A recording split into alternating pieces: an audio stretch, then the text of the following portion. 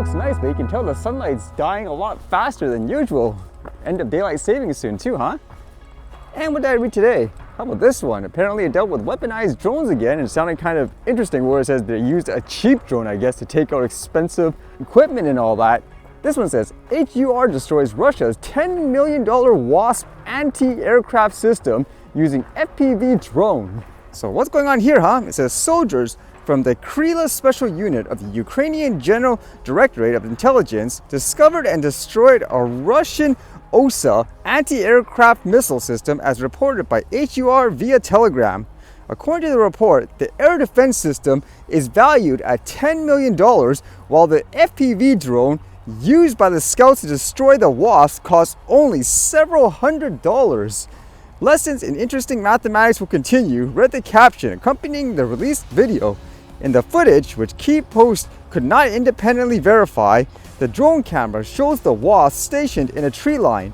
The video then cuts to the Ukrainian kamikaze drone flying towards the anti-aircraft missile system and crashing into it. Thick clouds of black smoke soon rise from the WASP, followed by intense flames as the fire spreads. The report did not specify the exact location of the strike. Imagine that, something so cheap being able to take out a piece of gear worth millions of dollars. Kind of reminds me how before it was things, for example, such as using $1 million missiles to take out, let's just say, drones that are just a couple of $100s. But now, I guess as this is indicating, people are using cheap drones to take out the expensive gear in general. I guess whoever's manufacturing the drone is gonna get more requests for this, as there's money to be made, I suppose, for people involved in this non-stop war, huh? Well, with that thought, how about drones meant more to help? And this one here, apparently it's within the province. It says, new BC-made deep sea drone on its first mission off Vancouver Island. Looks kind of humongous too, and it's not an aerial drone. Looks like it's meant more for the water. As it says here, a made in BC underwater drone is getting its first real deep sea mission this week in the waters off Vancouver's Island west coast. Ocean Networks Canada is headed out to do an annual maintenance and inspection on the Neptune Array, an underwater observatory made up of a network of fiber optic cables and monitoring stations. The array, managed by the University of Victoria, gathers information used in multiple scientific fields, including tracking climate change and helping with early warnings for earthquakes and tsunamis. There's actually been a few light earthquakes here for whatever reason anyways.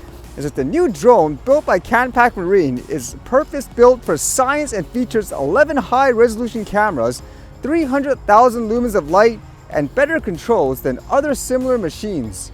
Is anybody in the island going to actually be able to see this thing? Apparently there's going to be a live feed too, but I guess it'll be kind of neat if you see it actually going across the ocean and all that. And I was reading a bit more just about that situation in the US where that area got destroyed by the hurricane and all that, and people were struggling to get aid, where in some cases it seemed like they were actually blocking it. And another controversial topic was the fact that residents were apparently only offered about $750 or so for, I guess, financial relief. And you have to wonder, with all the comparisons saying, look at all the money they give, I guess, to places for things like war, as an example. I was reading this at first where I thought it was satire, but apparently it's not. Imagine this, like the people in charge, I guess, in the US, where they're not giving those people within their own country the funds that they need or the support. But here it says, the people of Lebanon are facing an increasingly dire humanitarian situation.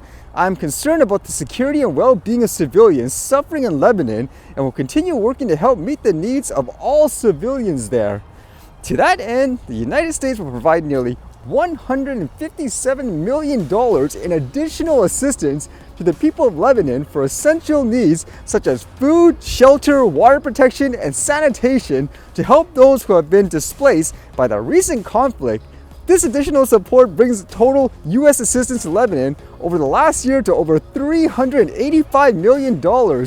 Yeah, imagine that. You have something in your own country that is a complete disaster and they need aid financially and all that, and then all of a sudden you mention this. It's like, is this an automatic post or something?